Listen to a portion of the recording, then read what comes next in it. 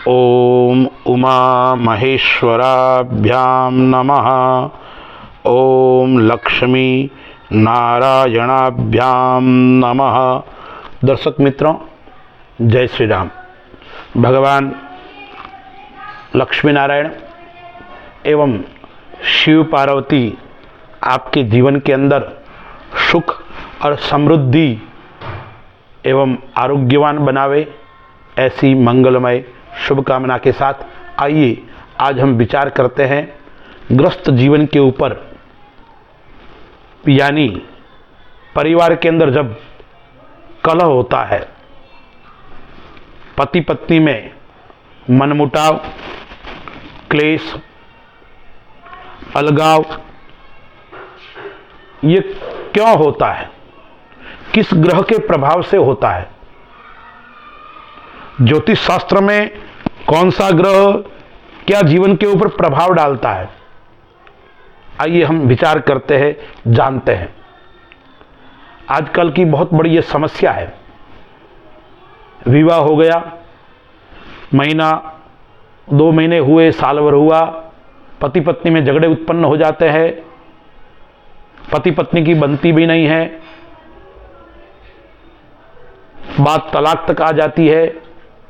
उसके कई कारण हैं, उसमें ज्योतिष भी एक कारण है, ग्रह भी एक कारण है। वस्तुतः आज की समस्या ये बढ़ गई है। आज से आपने कुछ वर्ष पहले देखे होंगे ये केस बहुत कम आते थे, आज अत्यधिक मात्रा में आते हैं। उसके कई कारण हैं। एक स्वतंत्रता अत्यधिक, एक समझदारी और सामंजस्य का अभाव, एक अहंकार का अभाव, धैर्यता का अभाव। क्योंकि यदि धैर्यता रखोगे, सामंजस्य होगा, तो ये समस्याएं नहीं आएगी, तलाक की, अलगाववाद की, मनमुटाव की।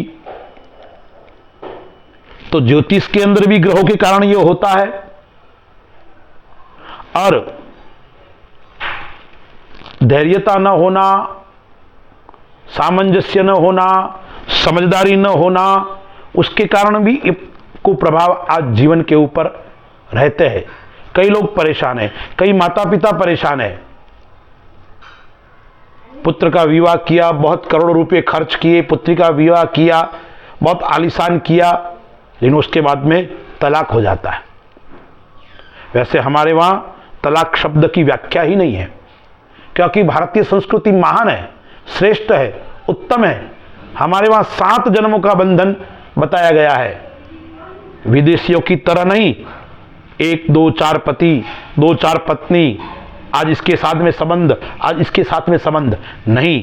हमारी भारतीय संस्कृति महान है, उत्तम है और श्रेष्ठ है।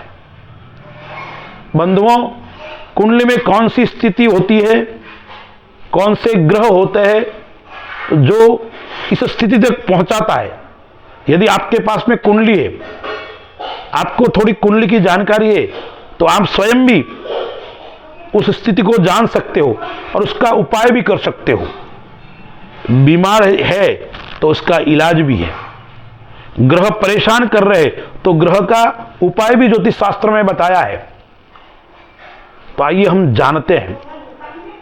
ग्रह से पहले हमें कुछ समझदारी भी रखनी पड़ेगी। जीवन साथी के साथ में हमें कैसा व्यवहार करना है, कुछ प्रकार से हमें उसके साथ में चलना है, कंधे से कंधे मिलाकर। उसके लिए शास्त्रों में ऐसा बताया भी है। जब विवाह होता है तब पंडित लोग बोलते भी है 7 वचन के अंदर, मदीय चित्तानुगतम च चित्तम सदा मदाज्ञा परिपालनंच। यानी स्त्री को पतिव्रत धर्म का पालन करना है और वर को, पुरुष को पत्नीव्रत धर्म का पालन करना है। यदि आप शास्त्र के आज्ञा के अनुसार पतिव्रत धर्म का पालन करोगे और स्त्री शास्त्र की आज्ञा के अंदर पति पत्नी वाला आपस में दोनों यदि धर्म का पालन करोगे तो ये समस्याएं नहीं आएगी। लेकिन आजकल बहुत बड़ी समस्या है, क्योंकि 7वां घर है वो जीवन साथी का है।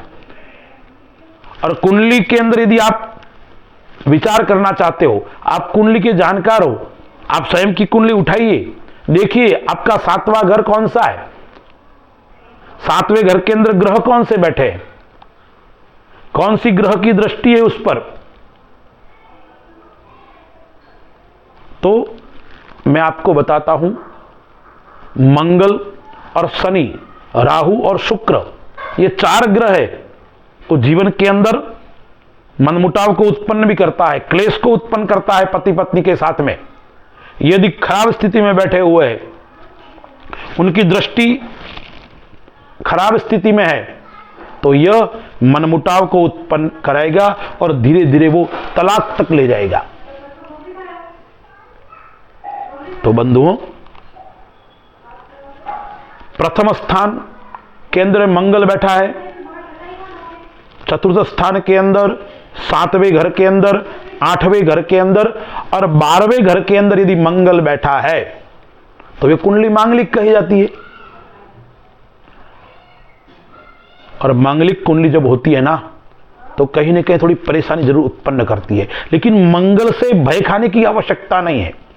आजकल एक हुआ बना दिया है, अरे ये तो मांगलिक कुंडली है, मेरे बच्ची का विवाह होगा कि नहीं, मेरे बच्ची का संबंध कैसा रहेगा। कोई चिंता करने की आवश्यकता नहीं है। यदि लड़की की कुंडली मांगलिक है तो लड़का भी मांगलिक हो सकता है, और मंगल से डरने की आवश्यकता नहीं है। ग्रहों का उपाय करोगे तो आपको स्वतः ही मुक्ति मिल जाएगी समस्याओं से। तो प्रथम स्थान, चौथा स्थान, 7वां, 8वां और 12वें में यदि मंगल है और साथ में अशुभ ग्रह की स्थिति है या अशुभ ग्रह की दृष्टि भी है, तो उसका जीवन साथी के साथ में मनमुटाव बढ़ेगा, कलह उत्पन्न होगा और धीरे धीरे वो कलह बहुत बड़ी समस्या उत्पन्न करेगा और आपके परिवार के ऊपर भी उसका प्रभाव रहेगा और संतान के ऊपर भी प्रभाव रहेगा। तो आप कुंडली उठा के दीजिए। यदि आपकी कुंडली मांगलिक है और मांगलिक के साथ में इस प्रकार की उसकी दृष्टि है, अशुभ ग्रह का यदि संबंध भी है, तो भी आपको परेशानी के अंदर डाल सकता है। और ऐसा ग्रह यदि पत्नी की कुंडली में, जीवन साथी की कुंडली में है, तो माइनस माइनस प्लस हो जाएगा, तो समस्या से आपको मुक्ति भी मिल सकती है। 7वां घर मैंने बताया वो जीवन साथी का घर है, वैवाहिक स्थान है। यदि सप्तमेश यानी 7वें घर का मालिक 6ठे या 8वें भाव में बैठा है, तो भी वो मनमुटाव को बढ़ाता है। पति पत्नी में मनमुटाव धीरे धीरे वो ज्यादा उत्पन्न करता है। वापस बता रहा हूं, सप्तमेश 7वें घर का स्वामी 6ठे या 8वें घर के अंदर बैठा है। दूसरा ज्योतिष शास्त्र का एक और मत है कि 6ठे एवं 8वें घर का स्वामी 7वें भाव में स्वग्रही होकर बैठा है, यानी सप्तमेश के साथ में बैठा है, तो भी वो मनमुटाव को बढ़ाएगा। और यदि उसके ऊपर अशुभ ग्रह की दृष्टि है, कोई नीच की दृष्टि है, राहु की दृष्टि है, तो वो विकराल रूप लेगा और वो प्रतिदिन घर के अंदर कलह उत्पन्न करवाएगा। तो इस प्रकार की जब स्थिति होती है कुंडली के अंदर, तो समझो वो घर नहीं है, शमशान की तरह बन जाता है। तीसरी और एक ज्योतिष शास्त्र का मत है, सप्तमेश 6ठे भाव के अंदर बैठा हुआ है, यानी 7वें घर का स्वामी 6ठे भाव के अंदर बैठा है और उस पर मंगल की दृष्टि है। और उस समय यदि दशा भी सप्तमेश की चल रही है, तो अच्छा घर चल रहा है, पति पत्नी का अच्छा प्रेम है, पति पत्नी में कोई समस्या नहीं है, लेकिन उस समय आकस्मिक समस्या उत्पन्न होगी और हो सकता है आकस्मिक अलग होने तक स्थिति आ जाएगी। कब आएगी? सप्तमेश 6ठे भाव में हो, उस पर मंगल की दृष्टि हो तो, और उस समय दशा भी खराब हो, तो वो एकदम अच्छा घर चल रहा है, घर के अंदर शांति है, परिवार आनंद से जीवन जी रहा है, उसमें एकदम कोई ऐसी समस्या आ गई, व्यक्ति परेशान हो गया। यदि लड़के की कुंडली के ऊपर विचार करते हैं, लड़के की कुंडली के अंदर 1 या सातवें घर के अंदर प्रथम या सातवें के अंदर शनि है, या सातवें घर के अंदर शनि है और प्रथम स्थान पे मंगल है, शनि और मंगल की आपस में दृष्टि है, तो भी वो समस्या को उत्पन्न करेगा।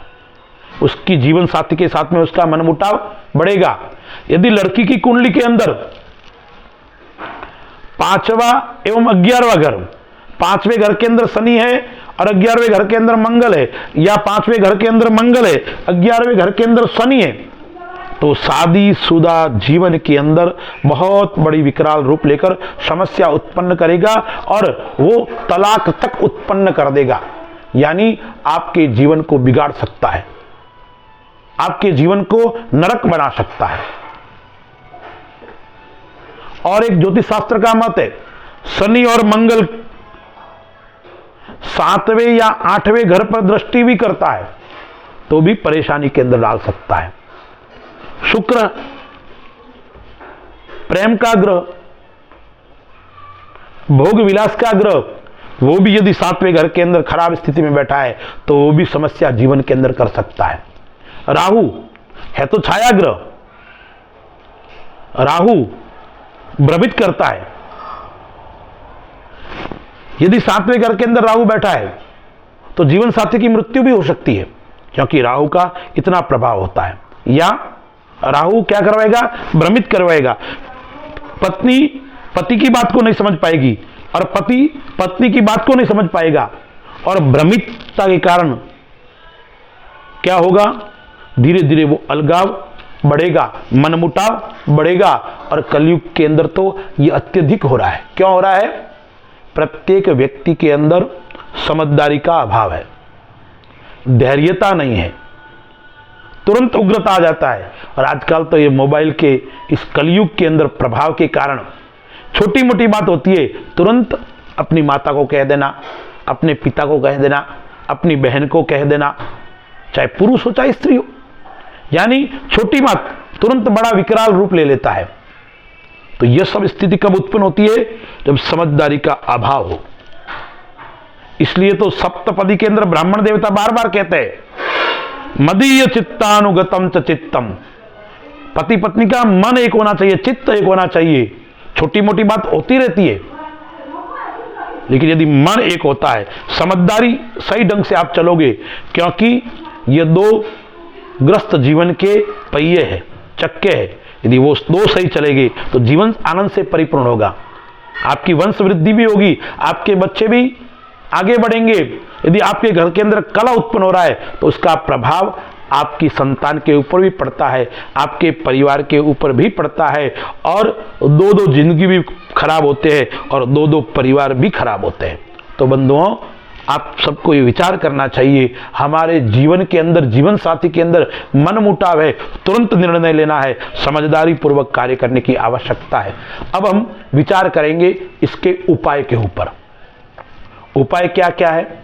देखिए, भगवान लक्ष्मी नारायण, उमा महेश्वर यानी पार्वती और शिव, ये मंगल को करने वाले हैं। जिन पति पत्नी को नहीं बनता है, मनमुटाव है, उनको प्रतिदिन साथ में जाकर भगवान शिव का यदि दर्शन करोगे तो आपकी समस्या समाप्त हो जाएगी। साथ में बैठकर भगवान शिव का पूजन करना है, शिव का दर्शन करना है, प्रतिदिन करो तो अति उत्तम है। अन्यथा कम से कम प्रत्येक सोमवार को पति पत्नी साथ में जाकर भगवान शिव का दूध से अभिषेक कीजिए, भगवान को बिल्व पत्र अर्पण कीजिए, और ओम नमः शिवाय ऐसा पुरुष बोले और शिवाय नमः ऐसा स्त्री बोले तो आपकी समस्या समाप्त होगी। इसके अलावा गौरी शंकर रुद्राक्ष आता है, उसको यदि आप धारण करोगे तो पति पत्नी का जो मन मुटाव है वो धीरे धीरे समाप्त होगा और आपस में प्रेम बढ़ेगा। तो गौरी शंकर रुद्राक्ष, उसका अभिषेक करके, उसका पूजन करके गले के अंदर आपको धारण करना चाहिए।